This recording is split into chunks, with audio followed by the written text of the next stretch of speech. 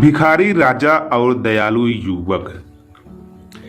एक बार की बात है, प्राचीन भारत के एक राज्य में एक बहुत नेक दिल राजा राज करता था। उस राजा की कोई संतान नहीं थी जिसे कि वह अपना उत्तराधिकारी बनाता। राजा बूढ़ा होता जा रहा था।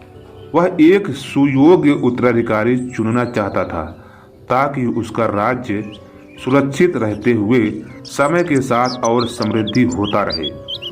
राजा ने पूरे राज्य में मुनादी करवाते हुए उत्तराधिकारी के रूप में योग्य युवाओं को साक्षात्कार के लिए अपने पास आमंत्रित किया। साक्षात्कार के आधार पर ही नए उत्तराधिकारी का चयन किया जाना था। उम्मीदवार के लिए सिर्फ एक शर्त था कि उनके दिल में अपने देशवासियों के प्रति अगाध प्रेम होना चाहिए। पूरे राज्य के युवाओं में नया राजा बनने की संभावनाओं के लेकर बेहद उत्साह थे।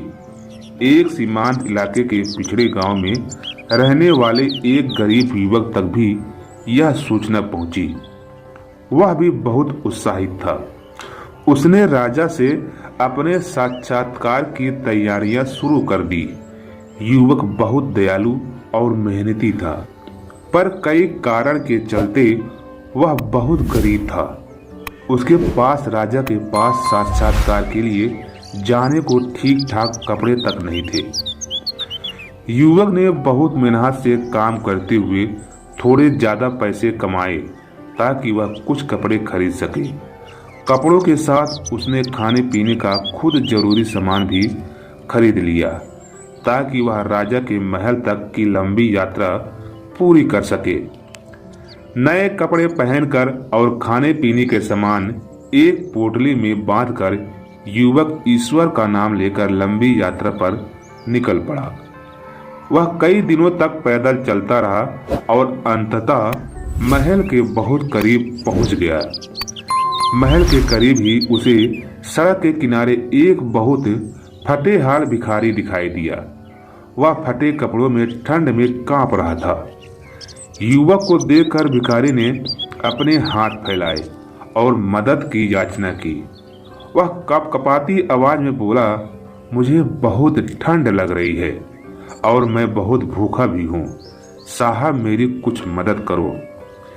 युवक उसकी इतनी खराब हालत देख पिघल गया। उसने तुरंत अपने नए कपड़े निकालकर भिखारी को दे दिया।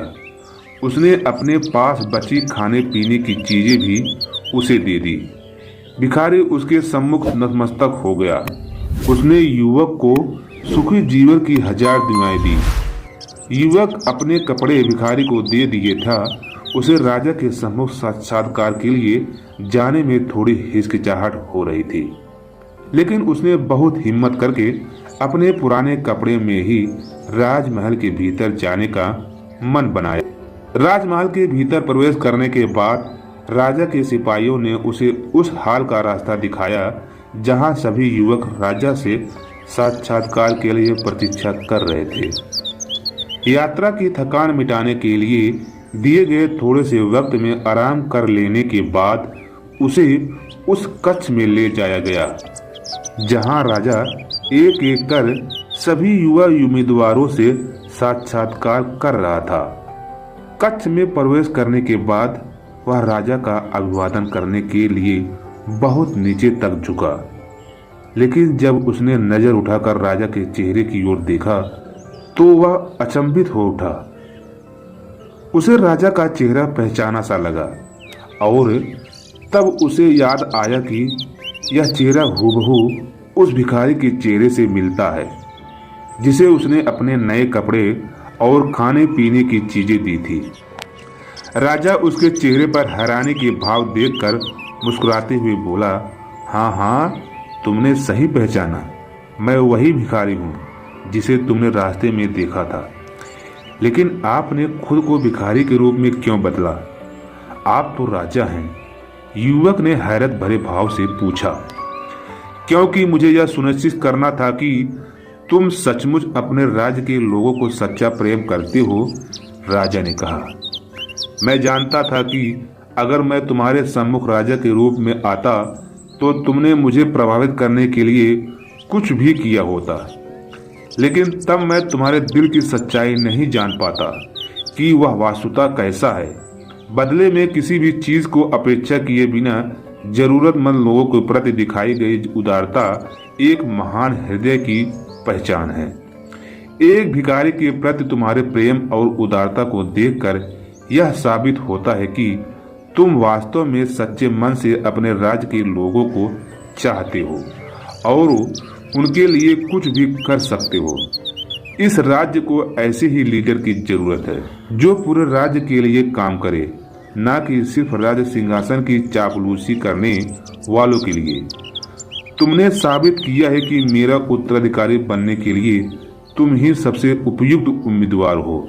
राजा ने मुस्कुराकर युवक की पीठ पर हाथ रखते हुए कहा, जीवन में दया और करुणा बुद्धिमत्ता से कहीं बेहतर और जरूरी है। इस बात की समझ ही बुद्धिमत्ता की शुरुआत है।